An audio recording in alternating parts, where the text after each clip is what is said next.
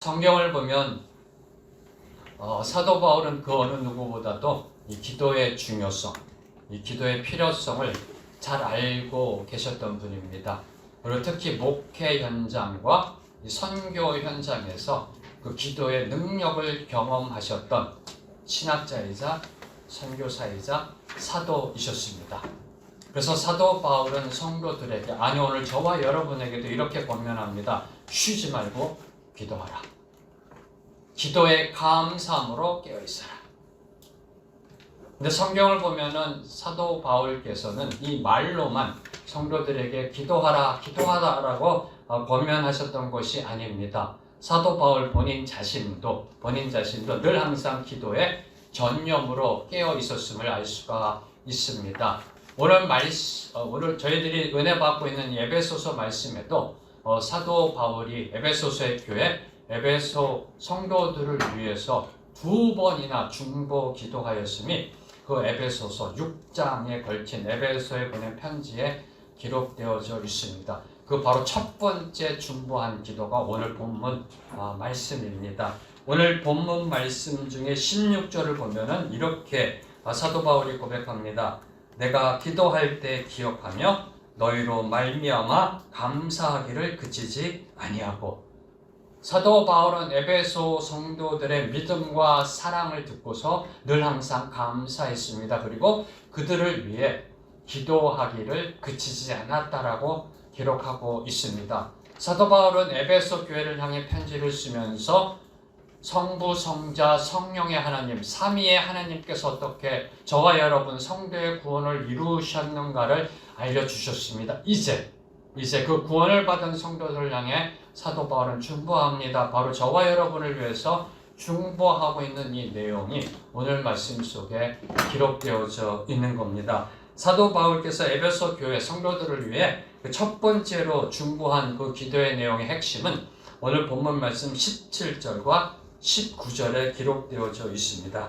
먼저 17절 말씀 함께 읽겠습니다. 시작. 우리 주 예수 그리스도의 하나님 영광의 아버지께서 지혜와 계시의 영을 너희에게 주사 하나님을 알게 하시고. 사도 바울은 에베소 성도들을 위해 기도하시면서 제일 먼저 하나님이 그들에게 지혜와 계시의 영을 부어주시기를 간구하였습니다. 삼위 하나님의 역사하심으로 인해 구원받았음을 선포하셨습니다. 그리고 이제 사도 바울이 그들을 위해 기도합니다. 첫 번째 기도 내용이 하나님 이들에게 지혜와 계시의 영을 부어 주시옵소서. 그러면 사도 바울이 간구한 지혜와 계시의 영은 과연 무엇을 가리키고 있는 것일까요? 네, 다름 아닌 성령님을 가리키고 있는 것입니다. 또 다른 어떤 영이 아니라 성령님, 지혜와 계시의 영, 성령님이 임재하시기를 기도하고 있는 겁니다. 그럼 왜 사도 바울은 이 지혜와 계시의 영이 성도에게 임하길 간구하였을까? 바로 이 성령님은 저와 여러분이 지난주 말씀 통해서도 보아서 알듯이 바로 하나님의 인이셨고요, 하나님의 도장이셨고 저와 여러분의 구원을 보증하시는 바로 그 성령님이십니다. 바로 그 성령님을 통해서만 하나님의 지혜, 예수 그리스도의 지혜, 그 말씀의 계시가 주어진다라는 사실을 보여주고 있는 겁니다. 상당히 중요한 부분입니다. 우리 속에 내주하고 계시는 구원받은 성도들 속에 이미 임재하고 계시는 그 성령님을 통해서만 하나님의 지혜, 그리스도의 지혜, 말씀의 계시가 주어진다. 그래서 사도 바울은 지혜와 계시의 영을 부어 주옵소서라고 기도하였던 겁니다. 그럼 왜 지혜와 계시의 영이 필요했던 것일까? 17절 말미에 사도 바울은 이렇게 선포합니다. 하나님을 알게 하여 주시옵소서. 하나님을 알게 하여 주시옵소서. 무슨 뜻일까요? 하나님을 알기 위해서는 지혜와 계시의 영이 반드시 필요하다. 지혜와 계시의 영이 임함으로 인해서 하나님을 알 수 있음을 사도 바울께서는 이미 경험하셨고 그것을 성도들에게, 저와 여러분에게 알려주고 있는 겁니다. 사랑하는 성도 여러분, 누가 나 자신을 제일 잘 알고 있을까요? 여러분의 배우자? 아니요. 여러분의 영이 여러분을 제일 잘 알고 있습니다. 어떤 사람을 누가 제일 잘 알고 있을까요? 그 사람의 영, 그 사람의 스피릿 제일 잘 알고 있습니다. 바로 하나님에 대해서 모든 것을 알고 계시는, 하나님에 대해서 모든 것을 알고 계시는 그 하나님의 영, 그 성령님의 지혜와 계시가 임할 때 저와 여러분은 하나님을 올바로 똑바로 제대로 알 수 있기 때문에 사도 바울께서는 지혜와 계시의 영이 임하기를 간구하였던 겁니다. 이 성령님의 지혜와 계시가 임한다는 것, 바로 이 부분은 초신자에게, 아직 구원받지 못한 사람에게 성령이 임한다는 것과는 다릅니다. 성령이 하나님의 인으로, 그 구원의 보증으로 성도들의 삶 속에 들어가 내주하신다. 이 구원의 의미가 아니라 그 성령님의 지혜와 계시가 임한다라는 것은 바로 이 조명등의 역할과 똑같은 겁니다. 조명등. 이 조명등의 역할, 그 사명은 그 자신을 드러내는 게 아닙니다. 혹시 밤중에요, 이렇게 어디 길을 가다가 또 운전하시다가 어떤 표지판에 이 조명등이 켜진 걸 보셨는지요? 네, 여러분이 그걸 보실 때 표지판을 보게 되나요? 아니면 야, 저 조명등 3번 왔네, 4번 왔네, 동그랗네, 야, 조명등 예쁘다, 어느 쪽을 보시나요? 조명등의 역할은 자기 자신을 드러내는 게 아니라 바로 그 조명등이 비추는 그곳을 드러나게 하는 겁니다. 바로 성령님의 역할이 이런 겁니다. 성령님의 지혜와 계시가 주는 역할이 바로 이런 겁니다. 하나님의 빛을 비춰서 하나님을 드러나게 하는 것. 그래서 신학적으로 성령의 조명하심이란 단어가 나온 겁니다. 그래서 이 성령님의 지혜와 계시가 빛을 발해서 하나님을 드러나게 돼서 하나님을 알게 되는 것이다. 하나님을 알게 되는 것이다. 자, 그러면 하나님을 아는 것이란 무엇일까요? 이 세상 민족 중에 누가 가장 잘 하나님을 알고 있을까요? 아마 여러분의 머릿속에, 마음속에 이스라엘이라고 답하고 계실 겁니다. 아마도 하나님을 제일 잘 알고 있는 민족, 아마 이스라엘일 겁니다. 자, 그러면 하나님의 선택된 민족 이스라엘, 그 이스라엘 백성은 하나님을 알고 있었을까요? 출애굽기 32장에 보면은 모세가 하나님으로부터 주어진 십계명을 받기 위해 시내산에 올라갑니다. 그러나 이스라엘 백성들은 산 밑에서 금송아지를 만들고 춤을 추며 예배하였다라고 기록하고 있습니다. 자신들이 만든 금송아지를 보고 자신들을 애굽에서 구원해낸 하나님이다라고 칭하며 예배 드렸던 겁니다. 이스라엘 백성이 누구입니까? 그들이 애굽에 있을 때 하나님께서 보여주셨던 10가지의 재앙을 경험했던 민족입니다. 한 가지도 아니고 10가지. 한 가지도 아니고 10가지. 그리고 출애굽한 후 홍해가 갈라지는 걸 경험했던 민족입니다. 그리고 광야 속에서 하나님께서 베푸신 그 크신 권능과 이적을 경험했던 민족입니다. 아니, 더 나아가 시내산에서 불 가운데 말씀으로 나타나신 하나님을 만났던 민족입니다. 근데 이스라엘은 하나님을 몰랐던 것입니다. 하나님에 대해서만 알았지. 다시 정리합니다. about 하나님, 하나님에 대해서만 알았지 하나님은 몰랐던 것입니다. 그래서 선지자 호세아는 이렇게 외쳤던 겁니다. 여호와를 알자, 하나님을 알자, 여호와를 알자. 선지자 호세아가 누구에게 여호와를 알자라고 외쳤나요? 하나님을 잘 알고 있다라고 생각했던 이스라엘을 향해 선지자 호세아는 외쳤던 겁니다. 여호와를 알자, 하나님을 알자. 사랑하는 성도 여러분, 여러분은 하나님을 알고 계신지요? 요한복음 17장 3절에 보면 성경은 저와 여러분에게 이렇게 선포합니다. 영생은 곧 유일하신 참 하나님과 그가 보내신 자 예수 그리스도를 아는 것입니다. 아멘. 성경은 선포합니다. 하나님을 아는 것, 예수님을 아는 것이 영생이다. 구원이다. 영생은, 구원은, 영원한 생명의 구원의 축복은 하나님을 아는 것이다 라고 선포합니다.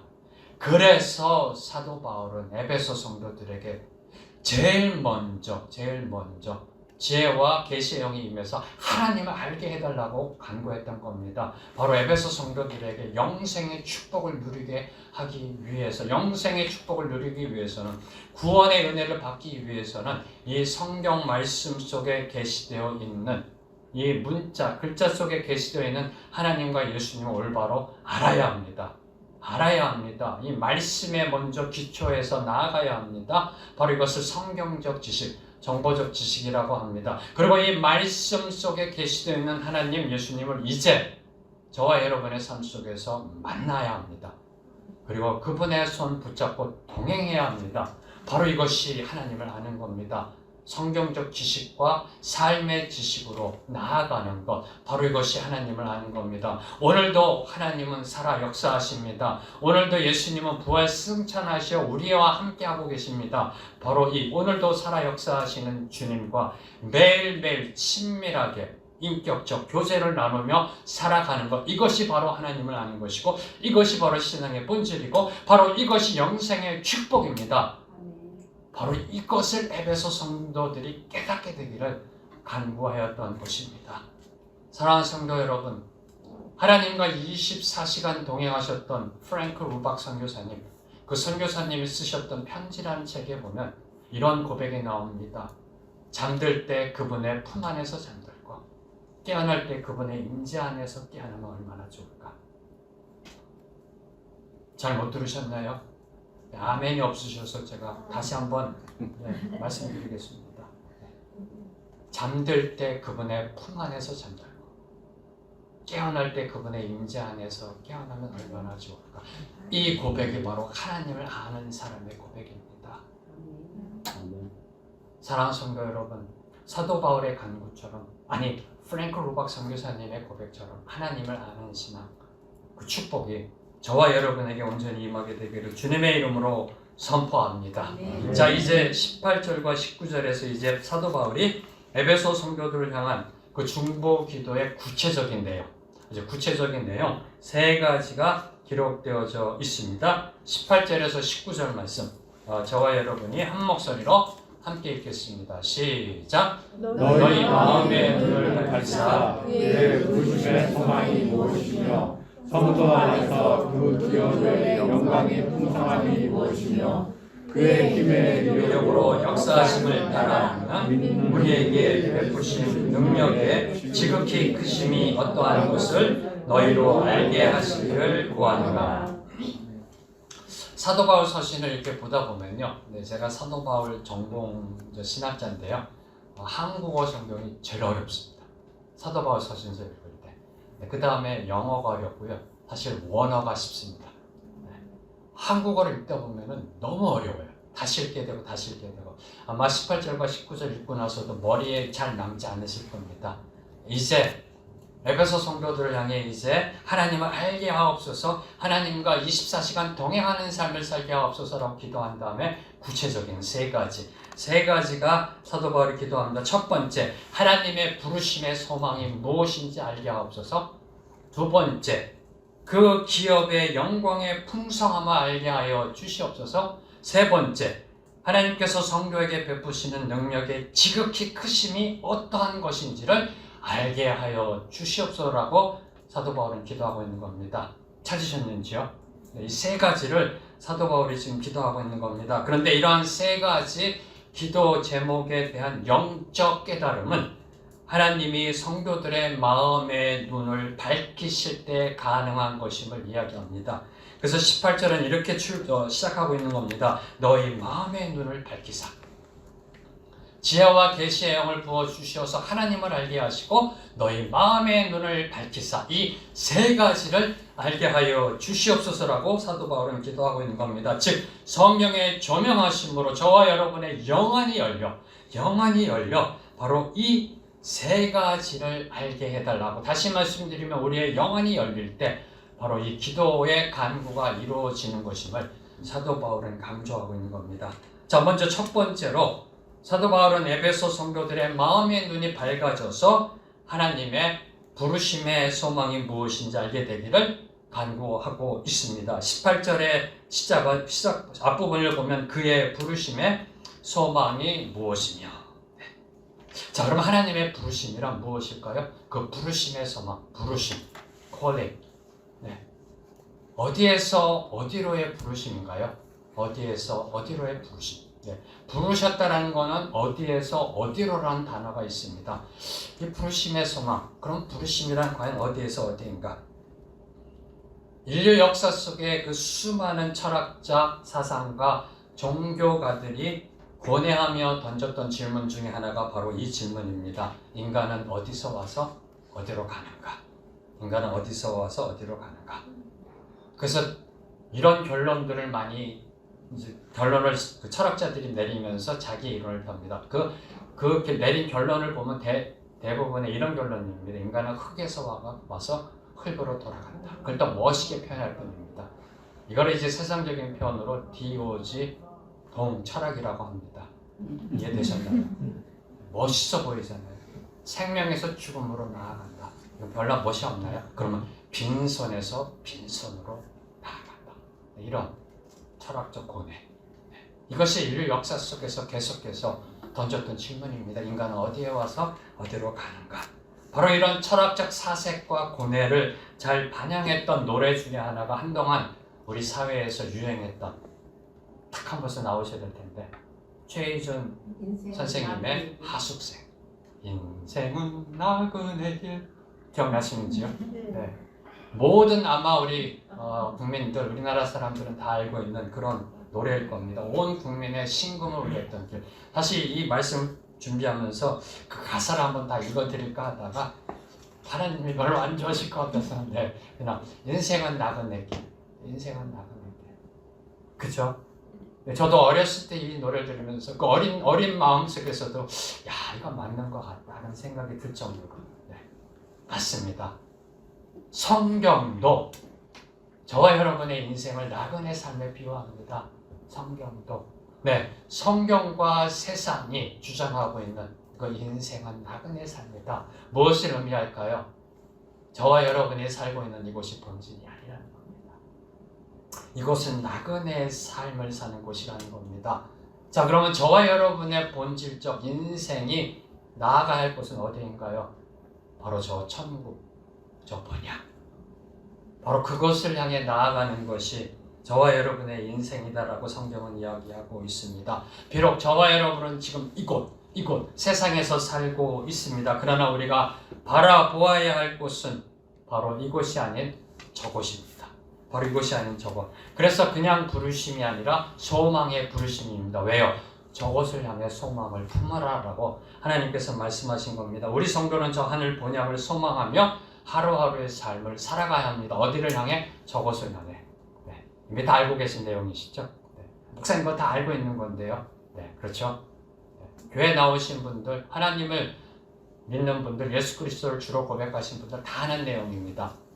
우리가 바라봐야 할 것은 이것이 아니다. 저 천국 번향이다. 자, 그러면 여러분에게 질문합니다. 그러면 여러분은 지금 이 땅을 살아가시면서 어디를 바라보며 살아가고 계시는지요?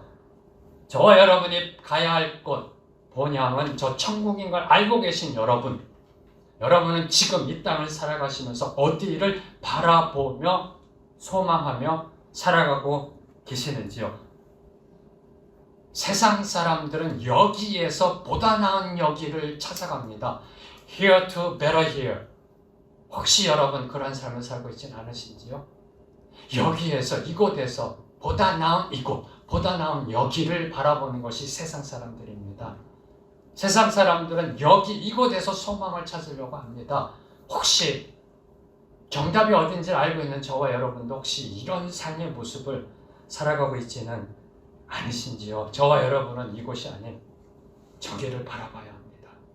이곳이 아닌 저기, 여기가 아닌 저기. 자, 그러면 저와 여러분이 이곳에서 저곳, 여기에서 저기로 어떻게 나아갈 수 있을까요? 한 치 앞도 볼 수 없는 것이 이 세상입니다.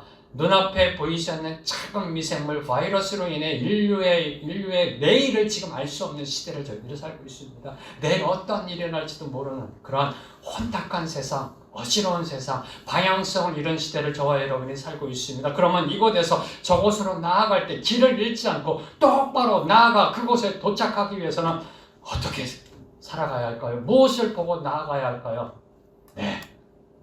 예수 그리스도를 따라가야 하는 겁니다. 길이요 진리요 생명이신 예수 그리스도를 따라갈 때 저와 여러분을 부르신 그 하나님께로 나아갈 수 있는 줄로 믿습니다. 생명의 길, 진리의 길이신 그분을 따라갈 때, 그분 손 붙잡고 동행할 때 우리를 부르신 그분이 계신 곳에 저와 여러분이 도착하게 될 줄로 믿습니다. 사랑하는 성도 여러분, 저와 여러분, 우리를 하나님께로 인도하시는 그 예수 그리스도 안에 거할 때 그 어떤 상황 속에서도 절망하지 않습니다. 그 어떤 상황 속에서도 저와 여러분에게 희망을 주시며 저와 여러분이 다시 일어나게 됩니다. 왜요? 왜냐하면 저와 여러분이 그리스도 안에 거할 때 그 어떤 환난도 인내로, 인내는 연단으로, 연단은 궁극적으로 소망으로 인도하기 때문입니다. 다시 한번 선포합니다. 예수 그리스도 안에 있으면 환난은 인내를, 인내는 연단, 연단은 궁극적으로 소망으로 인도한다라고 성경은 선포합니다. 혹시 여러분 지금까지 살아오시면서 쌍무지개를 보신 적 있으신지요? 네. 보신 분도 계시고 아직 못 보신 분도 계시고 쌍무지개 볼 때 너무나 아름답습니다. 근데 이 쌍무지개의 과학적 원리를 아시는지요? 쌍무지개는 이 무지개의 마지막 색이 무슨 색깔인가요? 지금 마음속 색 세고 계시죠? 빨쭉빨쭉 보라색. 무지개의 마지막 색인 보라색 띠의 끝에 있는 어두움의 그림자가 생길 때 쌍무지개가 생긴다고 합니다. 그거를 과학적 용어로 레인보우 섀도우라고 합니다. 다시 말씀드리면 쌍무지개의 아름다움은 그 무지개 중앙에 있는 어두움의 그림자로 인해 생겨난다. 혹시 여러분의 인생 한복판에 지금 여러분의 마음을 힘들게 하고 여러분의 가정을 힘들게 하고 여러분의 자녀들을 힘들게 하는 어두움의 그림자가 있는지요? 고통과 고난의 그림자, 아픔과 눈물의 그림자, 이 그림자가 여러분의 인생의 가치를 더욱더 빛나게 만들어 줄 줄로 믿습니다. 언제요? 어둠의 그림자로 쌍무지개를 만드시는 하나님을 바라볼 때, 그 하나님으로 인도하시는 예수 그리스도를 바라볼 때, 저와 여러분의 인생 한복판에 있는 그 어둠의 그림자로 인해 저와 여러분의 인생의 아름다움의 가치가 온 세상에 선포될 줄로 믿습니다. 사랑하는 성도 여러분, 여기가 아닌 저기를 바라보십시오. 이곳이 아닌 저곳을 바라보십시오. 그럴 때 그 어떠한 환난과 고난도 소망으로 바뀌게 될 줄로 믿습니다. 자, 이제 두 번째로 사도 바울이 에베소 성도들의 마음의 눈이 밝아져 깨닫게 되기를 간구한 것은 하나님의 기업의 영광의 풍성함입니다. 18절 마지막 부분에 있습니다. 성도님들은 이거 읽으실 때도 무슨 소리인지 잘 모르실 겁니다. 하나님의 그 기업의 영광의 풍성함. 그 기업이란 하나님의 기업입니다.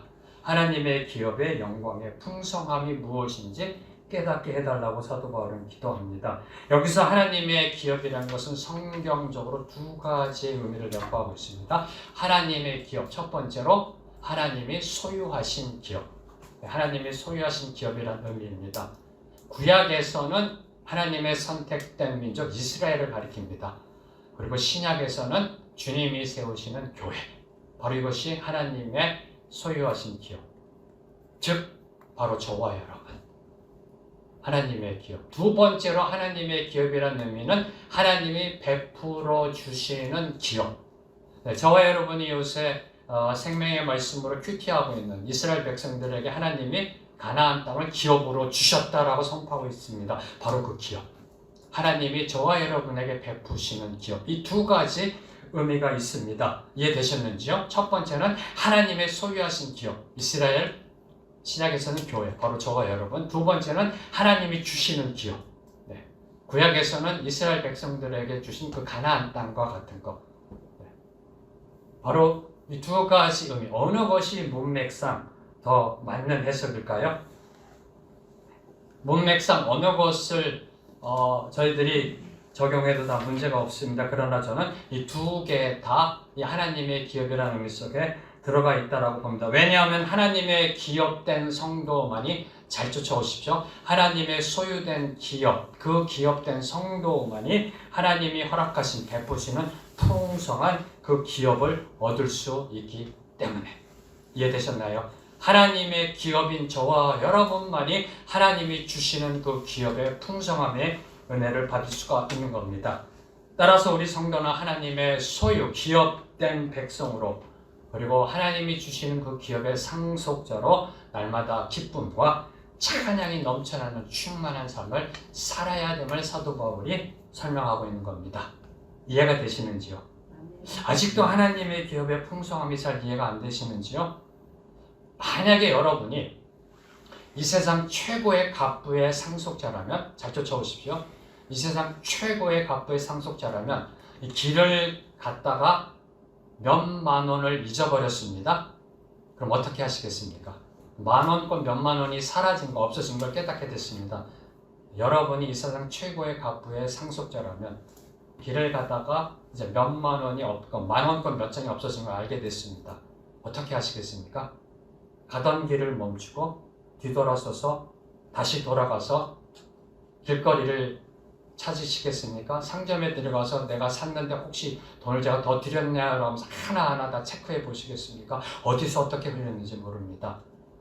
그 몇만 원을 찾기 위해서 그 시간을 다 허비하시겠습니까? 몇만 원? 자, 그럼 크게 가겠습니다. 자, 여러분이 만약에 몇 천만 원을 사게 당했다. 몇 천만 원을 사게 당했다. 어떻게 하시겠습니까? 힘들어하며 막 머리 아파하면서 그 사건에 몰두하고 계시겠습니까? 그 사기 사건에 대해서. 여러분이 최고 갑부의 상속자라면 하루에 들어오는 이자만 해도 수억 원이 넘는데, 수천억 원이 넘는데, 하루에 들어오는 이자만 해도 몇 천만 원, 몇억 원 사게 당했다라고 그것 때문에 머리 아파하고 힘들어하고 몰두하고 아이고 내 팔자야 내일 이렇게 하고 계시겠습니까? 제 왼수 저것 때문에 이렇게 하고 살아가시겠습니까? 여러분이 이 세상 최고의 갑부의 상속자라면 저와 여러분은 온 우주 만물의 주인 되신 그분의 기업된 백성입니다. 저와 여러분은 그분의 나라의 기업의 상속자입니다. 그분이 저와 여러분에게 허락하신 상속, 그 상속의 기업에서 저와 여러분에게 주는, 매일매일 주는 하루의 이자만 하더라도 세상이 감당할 수 없는 풍성한 은혜가 넘쳐나고 있습니다. 자, 이제 어떻게 사시겠습니까?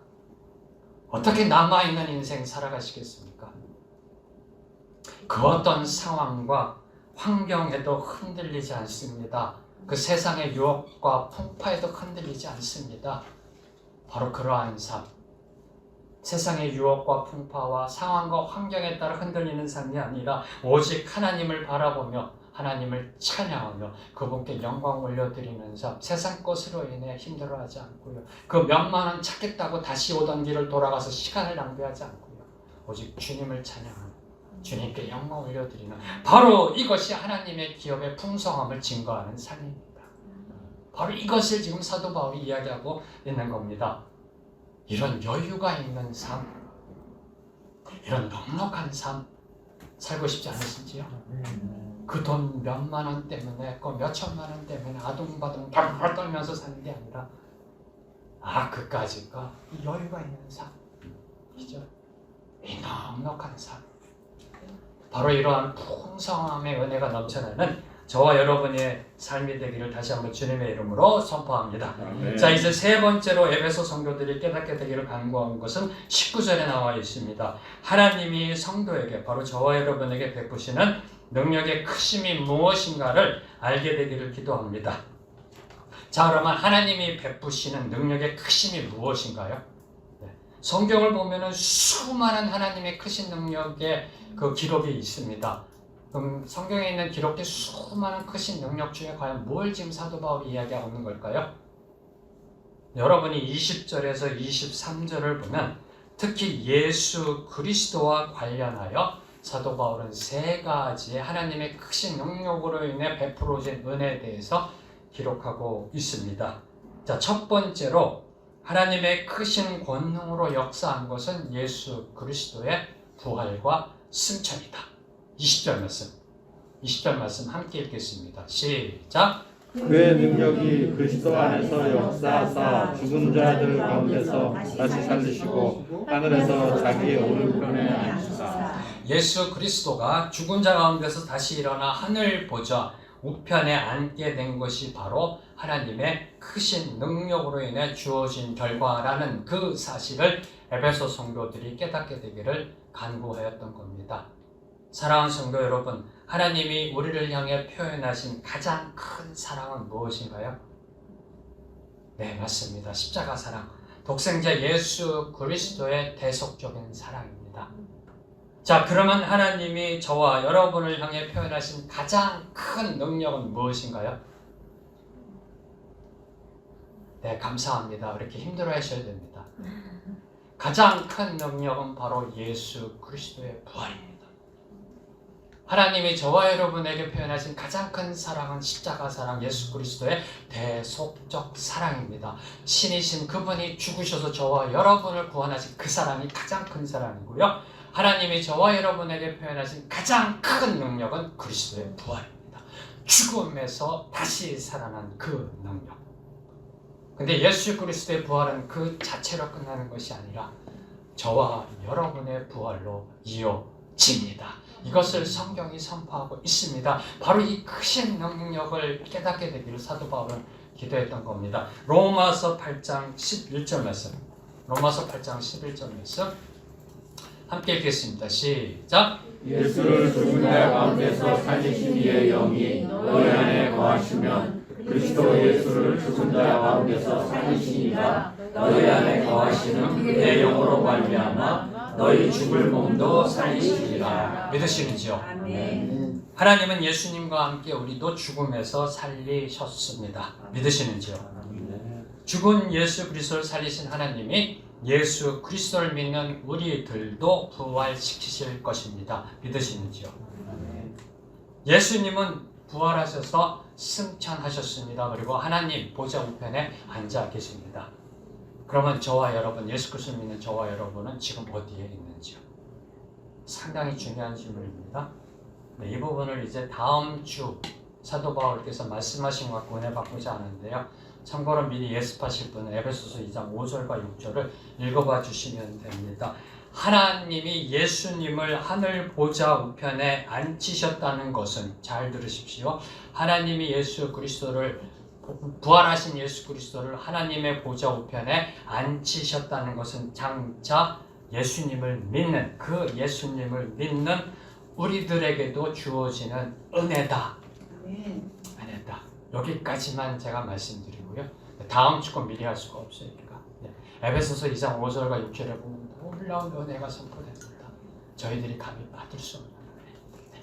바로 이것이 하나님이 주신 크신 권능의 역사임을, 이것을 깨닫게 되기를 기도했던 겁니다. 두 번째로 하나님의 크신 권능의 역사하심은 21절부터 22절 상반절까지 기록되어져 있습니다. 자, 21절에서 22절 상반절까지 저와 여러분이 함께 읽겠습니다. 시작. 모든 통치와 권세와 능력과 주권과 이 세상뿐 아니라 오는 세상에 일컫는 모든 이름 위에 뛰어나게 하시고 또 만물을 그의 발 아래 복종하게 하시고, 거기까지요.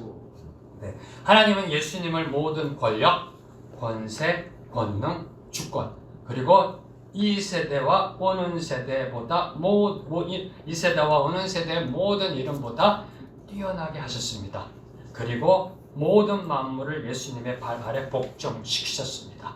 바로 이 권능의 크심을 깨닫게 되기를 사도 바울은 기도한 겁니다. 이는 다시 말씀드리면 예수님이 이 세상 모든 것을 정복하셨음을 선언하는 겁니다. 심지어 죄와 사망까지도 정복하셨음을 증거하는 겁니다.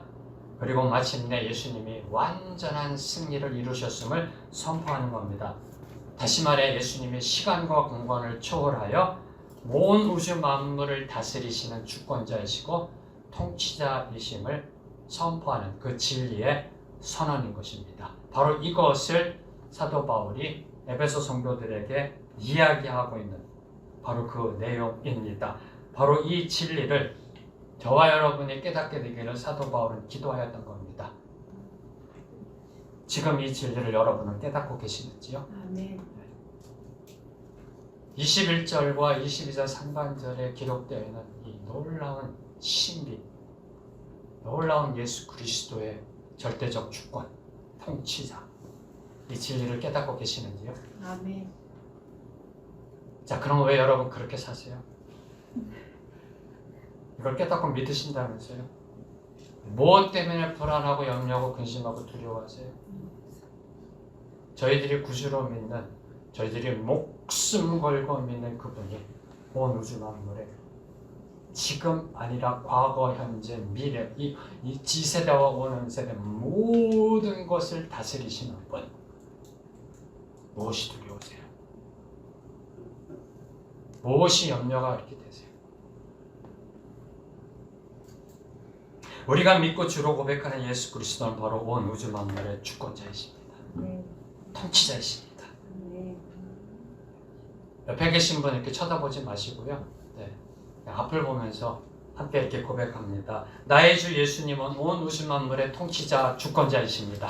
나의 주 예수님은 온 우주 만물의 통치자이십니다. 고백한 모든 성도들의 삶은 이제 바뀔지어다. 아멘. 변화가 일어날지어다. 아멘. 고백대로 될지어다. 아멘. 이제 세 번째 하나님의 권능의 역사하심은 22절 하반절부터 23절에 기록되어 있습니다. 22절에 그를 만물 위에부터 함께 읽겠습니다. 시작. 그를 만물 위에 교회의 머리로 삼으셨느니라. 교회는 그의 몸이니 만물 안에서 만물을 충만케 하시는 이의 충만한 이니라. 온 세상 모든 만물은 예수 그리스도의 발 아래 복종되어 다스림을 받는 존재입니다. 이해되셨는지요? 네. 여러분이 이해하든 안 하든 진리니까요. 네. 온 우주 만물은 예수 그리스도 발 아래 복종되어 예수님의 다스림을 받는 존재입니다. 네, 딱 한 가지 예외가 있습니다. 그게 바로 교회라는 거예요. 교회는 예외라는 겁니다. 교회는 예수 그리스도의 몸으로 예수 그리스도와 친밀하게 교제하는 존재라는 겁니다. 교회는 만물을 충만케 하시는 예수 그리스도가 충만히 임재하는 존재입니다. 아멘이신지요? 별로 그렇게 감동이 없으세요? 감동이 없으세요? 좀 더 그럼 여러분을 감동시키겠습니다. 감동이 안 되면 목사의 잘못이니까. 모든 만물이 교회의 머리 대신 예수 그리스도의 발 아래 있습니다. 믿으시는지요? 아멘. 그러면 모든 만물이 교회의 발 아래 있습니다. 아멘. 할렐루야. 아멘. 이 진리를 깨닫게 되기를 사도 바울은 기도했던 겁니다. 다시 정리합니다. 모든 만물이 교회의 머리 대신 예수 그리스도의 발 아래 있습니다. 그 모든 만물이 또한 교회의 발 아래에 있는 겁니다. 아멘. 왜요? 교회는 예수 그리스도의 몸이니까. 이게 교회입니다. 이게 교회입니다. 바로 이런 교회가 선포합니다. 따라하십시오. 바로 나다. 바로 나다. 우리입니다. 이게. 할렐루야. 아멘. 이게 교회고요. 이게 바로 저와 여러분이라는 겁니다. 이걸 깨닫게 되기를 사도 바울이 기도했던 겁니다. 사랑하는 성도 여러분, 여러분은 하찮은 존재가 아닙니다. 온 우주 만물이 여러분의 발 앞에 복종하는 그런 존재입니다. 아멘. 언제요? 예수 그리스도와 붙어 있을 때, 그분이 저와 여러분의 머리가 되실 때, 생명의 길 교회가, 그리고 오늘 유튜브로 예배드리는 여러분의 그 성도님들의 여러분의 교회가 바로 이런 교회가 되기를 주님의 이름으로 축복합니다. 아멘. 온 우주 만물은 교회의 발 아래 있을지어다. 아멘. 이 엄청난 영적 신비와 능력을 소유한 교회가 하나님의 크신 권능으로 인해 주어진 은혜의 산물임을 사도 바울은 모든 성도들이 깨닫게 되기를 간구하였던 것입니다. 교회는 예수 그리스도를 통해 역사하신 하나님의 크신 권능의 증거이자 결과입니다. 아멘. 사랑하는 성도 여러분, 사도 바울은 오늘 우리를 향해서도 하나님과 예수님을 알게 해달라고 기도하고 있습니다. 예수 그리스도 안에서 하나님의 부르심의 소망, 저 천국 소망을 바라보며 나아가게 해달라고 기도하고 있습니다. 그리고 하나님의 기업으로, 그리고 하나님의 기업을 받은 자답게 베푸신 은혜의 풍성함을 이 땅에 증거하며 살아가기를 기도하고 있습니다. 그리고 하나님께서 베푸신 그 권능의 크심을 고백하며 예수 그리스도의 부활과 승천, 그분의 주권적 통치, 그리고 그분을 통해 나타난 교회의 그 권능을 이 땅에 선포하며 살아가게 되기를 기도하고 있습니다. 이제 저와 여러분의 몫입니다. 이 기도에 응답하여야 될 책임이 저와 여러분에게 있습니다. 그러기 위해서는 먼저 선결되어져야 될 것, 사도 바울이 오늘 말씀 속에 기도했듯이 주여 지혜와 계시의 영이 우리에게 임하옵소서. 지혜와 계시의 영이 임할 때 바로 이 놀라운 역사를 끌어갈 줄로 믿습니다. 그래서 이 시간에 함께 찬양하며 오늘 주신 말씀의 은혜로 들어가기 원합니다. 지혜와 계시의 영을 부어 주시옵소서라는 그 간절한 마음을 붙잡고요. 그 간절한 마음을 붙잡고 기도합니다. 주님의 성령이 내게 임하옵소서. 함께 찬양하며 나아갑니다.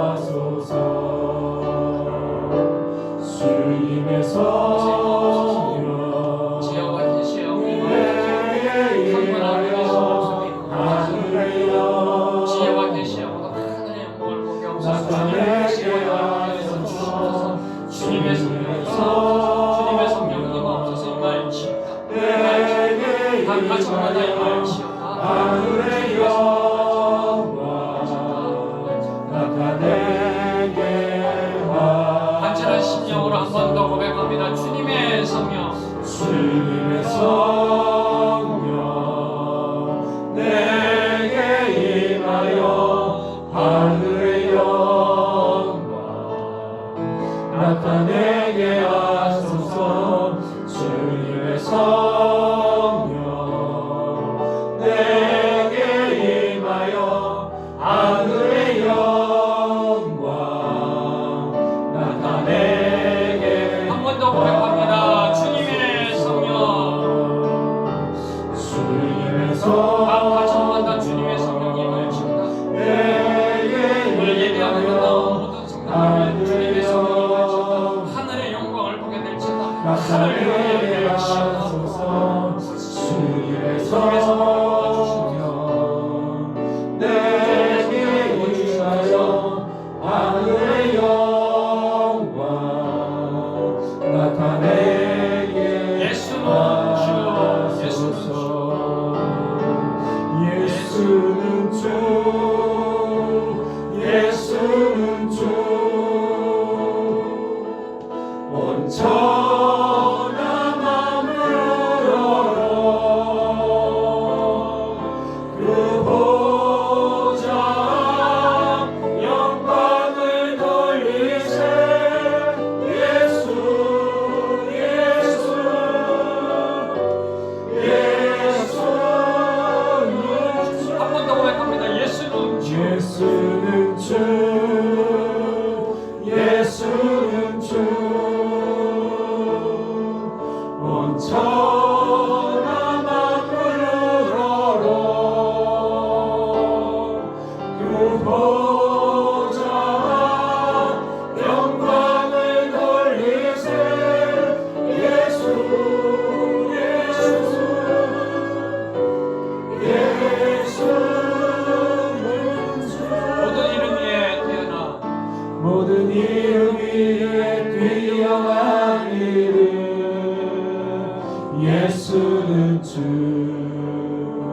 예수는 주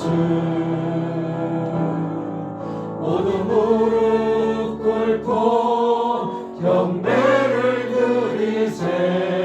예수는 왕의 주님 예수는 주 예수는 주 온전한 마음으로 그 보좌